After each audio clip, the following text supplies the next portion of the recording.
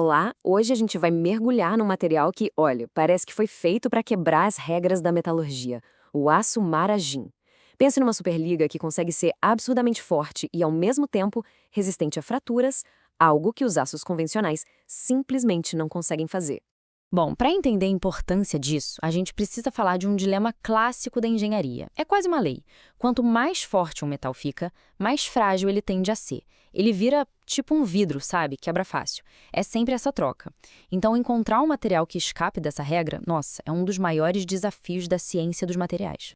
E aqui a gente vê esse dilema bem desenhado. De um lado, um aço comum, tipo o 1045, se a gente tenta deixar ele mais forte, ele perde a tenacidade, fica quebradiço. Agora olha só o aço maragem do outro lado.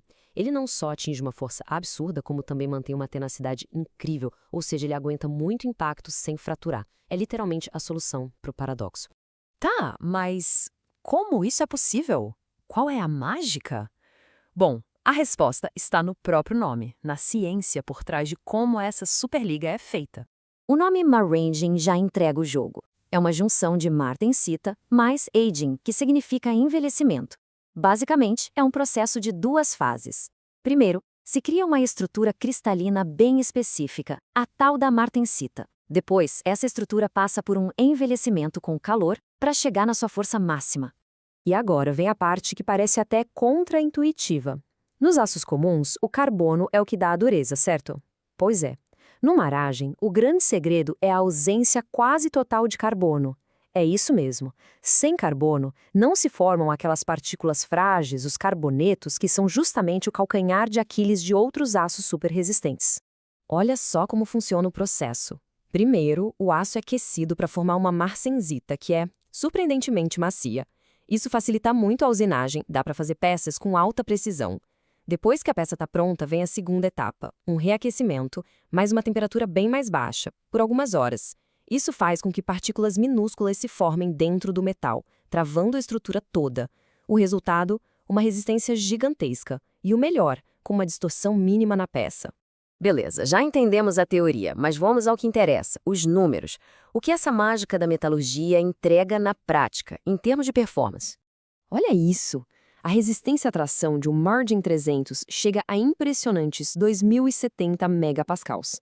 Para a gente ter uma ideia do que isso significa, um aço carbono super comum, tipo o 1045, tem uma resistência de mais ou menos 600 megapascals. A diferença é brutal. Isso permite criar peças muito mais leves e, ao mesmo tempo, mais resistentes para uma mesma função. E a dureza chega a uns 54 na escala Rockwell-C. Isso é um nível de dureza altíssimo. É muito, mas muito além do que qualquer aço de construção convencional consegue chegar. Na prática, isso quer dizer uma resistência absurda ao desgaste e à deformação.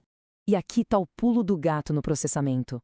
Antes de endurecer, no estado que a gente chama de recosido, ele é relativamente macio, com uma dureza ali entre 30 e 35 Rockwell-C. Isso é fantástico, porque permite usinar a peça com altíssima precisão. Depois de tudo pronto, vem o tratamento de envelhecimento e a dureza salta para aqueles 54 HRC. Só para comparar, um aço 1045 fica em torno de 17 HRC. E o mais importante, a peça quase não muda de tamanho. A contração é de só 0,05%, mantendo toda a precisão. E não é só força não, as vantagens continuam. Ele tem uma ótima soldabilidade, é super estável dimensionalmente e, isso aqui é crucial, ele resiste muito bem à propagação de trincas. Ele não deixa uma pequena falha virar uma catástrofe e ainda por cima mantém essa tenacidade toda mesmo em frio extremo, lá para menos 50 graus Celsius. Certo, então temos esse super material em mãos. A pergunta que fica é, onde é que se precisa de uma combinação tão única de propriedades? Em que tipo de aplicação falhar simplesmente não é uma opção? Bom, as aplicações falam por si mesmas, né? Indústria aeroespacial, pense em carcaças de motores de foguete, trens de pouso, no setor de defesa, em componentes críticos de mísseis, na indústria de ferramentaria para fazer aqueles moldes de injeção de alta precisão, e até em aplicações de energia como centrífugas de altíssima velocidade, onde as tensões são inimagináveis. Ok, com um desempenho desses, a pergunta é óbvia. Por que não usamos isso em tudo? A resposta, como quase sempre, é o custo. Mas o que exatamente faz o preço dele ir lá para cima? A razão do preço alto não está tanto no processo de fabricação. O peso no bolso está na sua receita, nos ingredientes químicos que vão na mistura. Essa tabela aqui mata a charada. Olha a composição de um Maragem 300. Estamos falando de 18 a 19% de níquel e de 8,5 a 9,5% de cobalto. Agora, olha do lado um aço carbono comum, um 1045. Ele é basicamente ferro com um pouquinho de carbono e quase nada de níquel ou cobalto. A diferença é absurda. São esses metais nobres e caros que são a espinha dorsal do Maragem. Então, não tem mistério, o custo elevado é um reflexo direto do preço desses elementos de liga no mercado. Níquel e cobalto são metais estratégicos e caros. A performance superior vem deles. E o preço também. Para colocar em números concretos, o preço de uma barra de Margin 300 pode ficar entre 35 e 60 dólares por quilo. Isso é muitas vezes mais caro que os aços de alta resistência mais comuns que encontramos por aí.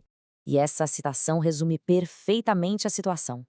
Para componentes que vão sofrer um estresse extremo, pressões altíssimas e que precisam de precisão absoluta, simplesmente não tem concorrente.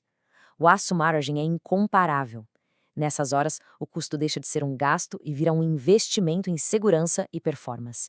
Então, para fechar a conta, o aço Maragem não é só mais um aço forte. Ele é a resposta para um dilema fundamental da metalurgia. Ele usa uma química completamente diferente, quase sem carbono, mas lotada de níquel e cobalto, para chegar a um nível de performance que abre as portas para tecnologias críticas. E isso nos deixa com uma reflexão, né?